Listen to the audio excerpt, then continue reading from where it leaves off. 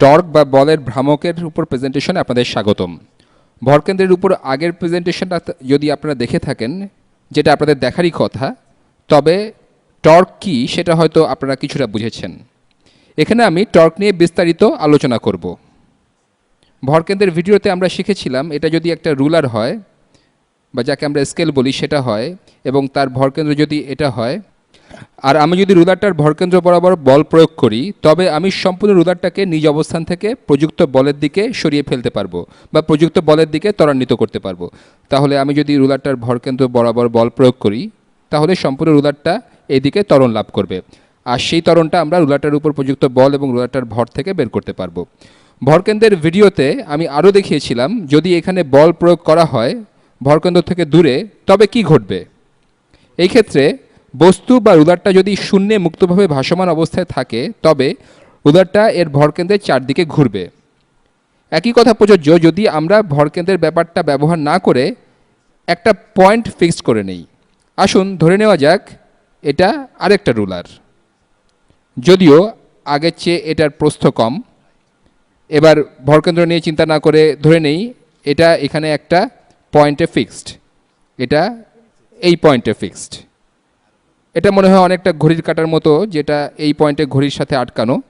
তাহলে আমরা যদি এটাকে ঘোরানোর চেষ্টা করি, তবে এটা সবসময় এই পয়েন্টের চারপাশে ঘুরবে, সবসময় একই ঘটনা ঘটবে। আমি যদি এই পয়েন্টে বল প্রয়োগ করি, আপনি হয়তো বুঝতে পারছেন, তবে আমি ঘড়ির পেছন থেকে মারা পিনটা ভেঙে ফেলতে পারবো, কিন্তু আমি এই কাঁটা বা রুলার যাই বলুন এটাকে ঘোরাতে পারবো না। কিন্তু আমি যদি এই পয়েন্টে বল প্রয়োগ করি, তাহলে আমি এই সংযোগ পয়েন্টের চারপাশে রুলারটা ঘোরাতে পারবো।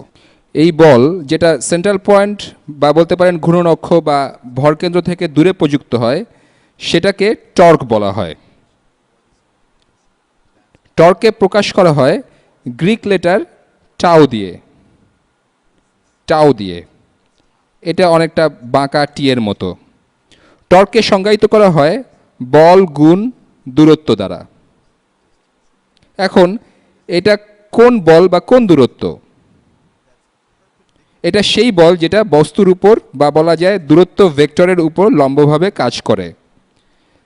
এটা যদি ডিস্টেন্স ভেক্টর হয়, আমি ভিন্ন রং ব্যবহার করছি, এটা যদি ডিস্টেন্স ভেক্টর হয়, তাহলে বল বা বলের উপাংশ এই ডিস্টেন্স ভেক্টরের উপর লম্ব হবে, এবং এটাই টর্ক। তাহলে এর একক কি হচ্ছে? বল বা ফোর্স হলো নিউটন আর ডিস্টেন্স হলো মিটার। তাহলে এর একক হলো নিউটন মিটার। আপনি বলতে পারেন নিউটন গুণ মিটার, ফোর্স গুণ ডিস্টেন্স, এটাকে তো ওয়ার্ক বা কাজের মতো লাগছে, কিন্তু এটা বোঝা গুরুত্বপূর্ণ যে এটা কাজ নয়, এবং এজন্য আমরা এটাকে জুল বলছি না। কাজের ক্ষেত্রে আমরা কি করি? আমরা একটা বস্তুকে ট্রান্সলেট করাই। এটা যদি একটা বস্তু হয় এবং যদি বল প্রয়োগ করি, তাহলে দেখা যাচ্ছে ডিস্টেন্স এবং বলের দিক একই, তাই না? দূরত্ব এবং বল এখানে পরস্পর সমান্তরাল। দূরত্ব ভেক্টর এবং বল ভেক্টর দুটোর দিকই একই। এই অবস্থাকে বলা হয় ট্রান্সলেশন। পুরো অবজেক্টটাই মুভ করবে, কিন্তু কোনো অংশ ঘুরবে না। টর্কের ক্ষেত্রে আমি রং পরিবর্তন করছি। ডিস্টেন্স ভেক্টর যেটা হচ্ছে ফালক্রাম বা সেন্টার পয়েন্ট বা ভরকেন্দ্র হতে বলের প্রয়োগবিন্দু দূরত্ব, সেটা হবে প্রযুক্ত বলের উপর লম্ব। তাহলে টর্ক এবং ওয়ার্ক বা কাজ সম্পূর্ণ আলাদা জিনিস, যদিও তাদের একক একই। আমরা কিছুটা নোটেশনের দিকে যাচ্ছি। এই ডিস্টেন্সকে প্রায়ই বলা হয় মোমেন্ট আর্ম ডিস্টেন্স। আমি জানি না এটা কোথা থেকে এসেছে, তবে আপনারা কেউ জানলে আমাকে মেসেজ পোস্ট করতে পারেন। প্রায়ই কোনো কোনো ফিজিক্স ক্লাসে টর্ককে মোমেন্ট বলা হয়, তবে আমরা টর্ক শব্দটাই ব্যবহার করব, এবং এটাই মজার, কারণ তখন আমরা গাড়ির টর্ক, হর্স পাওয়ার ইত্যাদি ধারণাগুলো বুঝতে পারবো। আসুন এবার কিছু অঙ্ক করা যাক, যেটা আপনাদের ভালো ধারণা দিবে। ধরে নেই আমার এই রুলারটা আছে, ধরি এখানে হচ্ছে, এইখানে হচ্ছে তার পিভট পয়েন্ট বা সেন্টার। এই পয়েন্টের চারপাশে রুলারটা ঘুরতে পারে এবং এটা দেয়ালে বা অন্য কোথাও আটকানো আছে। ধরি আমি একটা বল প্রয়োগ করব, ধরি মোমেন্ট আর্ম ডিস্টেন্স ভিন্ন রং ব্যবহার করছি, ধরি এই ডিস্টেন্স হলো 10 মিটার, 10 মিটার, এবং আমি 5 নিউটন বল প্রয়োগ করছি ডিস্টেন্স ভেক্টরের লম্ব দিকে। 5 নিউটন বল প্রয়োগ করছি মোমেন্ট আর্মের দিকে, লম্ব দিকে। এক্ষেত্রে টর্ক বের করা খুবই সহজ। টর্ক সমান বল 5 নিউটন গুণ দূরত্ব 10 মিটার, তাহলে 50 নিউটন মিটার। এখন আমি কিভাবে বুঝবো এই টর্ক পজিটিভ নাকি নেগেটিভ? পদার্থবিজ্ঞানের একটা সাধারণ নীতি, এবং এটা জেনে রাখা ভালো যে যদি আপনি ক্লকওয়াইজ বা ঘড়ির কাঁটার দিকে ঘুরান তবে টর্ক নেগেটিভ।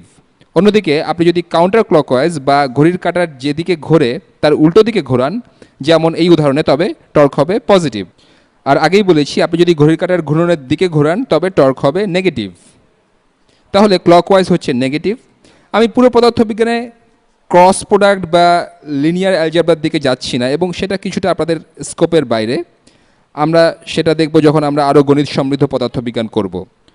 তাহলে এখানে টর্ক হলো 50 নিউটন মিটার, এবং পুরো টর্ক এই বস্তুটার উপর কাজ করে বস্তুটাকে এই দিকে ঘোরায়। এখানে আমাদের বের করার উপায় নেই এটা কত দ্রুত ঘুরবে। আমরা জানি এটা ঘুরবে, এবং শুধু এটুকুই জানা যায়। এখন আমি যদি বলি বস্তুটা ঘুরছে না, এবং আমার আরেকটা বল আছে যেটা কাজ করছে এখানে এখানে কাজ করছে, ধরে নেই সেই বলটা পিভট পয়েন্ট বা সেন্টার থেকে 5 মিটার দূরে বাম দিকে কাজ করছে। 5 মিটার দূরে বাম দিকে কাজ করছে। অন্য রং দিয়ে লিখছি, সেন্টার পয়েন্ট থেকে 5 মিটার বামে কাজ করছে। এখন আমি আপনাকে বললাম এই বস্তুটা ঘুরবে না। যদি বলি যে এই বস্তুটা ঘুরছে না, তবে এর অর্থ হলো রুলারটার উপর নেট টর্ক বা মোট টর্ক অবশ্যই 0, কারণ এর ঘূর্ণন পরিবর্তনের হার অপরিবর্তিত থাকছে। এখন আমি যদি এখানে একটা বল প্রয়োগ করি এবং এরপরেও এটা না ঘুরে, তাহলে আমরা জানি যে বস্তুটার উপর মোট বল বা মোট টর্ক 0। তাহলে এখানে কত বল প্রয়োগ করা হচ্ছে? নেট টর্ক কত? আসুন বের করার চেষ্টা করি। এই টর্ক হচ্ছে ঘড়ির কাঁটার ঘূর্ণনের বিপরীত দিকে, এটা হচ্ছে 5, রং পরিবর্তন করছি, 5 গুণ 10, তারপর নেট টর্ক বা সবগুলো টর্কের সমষ্টি 0 হবে। তাহলে অন্য টর্কটা কত? আসুন ধরি বলটা এফ, তাহলে যোগ, এখন এই বলটা কোন দিকে কাজ করছে? ক্লকওয়াইজ না কাউন্টার ক্লকওয়াইজ? এটা ক্লকওয়াইজ কাজ করছে। তাহলে এই ফোর্সটা বা বলটা রুলারটাকে এইদিকে ঘোরানোর চেষ্টা করবে, তাহলে এই টর্কটা হবে নেগেটিভ। আমরা এখানে নেগেটিভ চিহ্ন বসাচ্ছি, গুণ এফ গুণ এই মোমেন্ট আর্ম ডিস্টেন্স, তাহলে গুণ 5, এই সবগুলো সমান 0 হবে। মোট টর্ক 0, কারণ বস্তুটার ঘূর্ণনের পরিবর্তনের হার বদলাচ্ছে না, অথবা এটা এখনও ঘূর্ণন শুরু করেনি। তাহলে আমরা পাচ্ছি 50 বিয়োগ 5f সমান 0, বা 50 সমান 5f। তাহলে f সমান সমান 10। আমরা যদি সবখানে একক বসাই তাহলে পাবো f সমান 10 নিউটন। এই ব্যাপারটা খুব ইন্টারেস্টিং। আমি দ্বিগুণ বল প্রয়োগ করলাম এবং দূরত্ব অর্ধেক করলাম, এটাকে নিষ্ক্রিয় করে দিলাম বল অর্ধেক এবং দূরত্ব দ্বিগুণ করে। আপনারা এর মধ্যেই হয়তো মেকানিক্যাল অ্যাডভান্টেজ বা যান্ত্রিক সুবিধার বিষয়টা চিন্তা করেছেন, যেটা আমরা আগেই আলোচনা করেছি। আপনারা অন্যভাবেও চিন্তা করতে পারেন। ধরে নেই 2 জন মানুষ এই বলগুলো প্রয়োগ করছে। ধরি এখানকার এই লোক 10 নিউটন বল প্রয়োগ করছে, সে এখানকার লোকটা হচ্ছে দ্বিগুণ শক্তিশালী, আর এই লোকটা সেন্টার পয়েন্ট থেকে দ্বিগুণ দূরে রয়েছে। সে শক্তিশালী লোকটার প্রযুক্ত বলকে নিষ্ক্রিয় করতে পারবে। তাহলে লোকটার কিছু যান্ত্রিক সুবিধা আছে, এবং তার যান্ত্রিক সুবিধা হলো 2। যদি এই কথাগুলো আপনাকে বিভ্রান্ত করে তবে আপনি যান্ত্রিক সুবিধার ভিডিওটা দেখে নিতে পারেন। এসব ক্ষেত্রে টর্ক দরকারি হয়, কারণ একটা বস্তুর ঘূর্ণনের হার যদি পরিবর্তন না হয় তাহলে আপনারা জানেন বস্তুটার উপর নেট টর্ক 0, এবং আপনারা বল অথবা দূরত্বের মান বের করতে পারবেন। আমার সময় প্রায় শেষ, পরবর্তী ভিডিওতে দেখা হবে।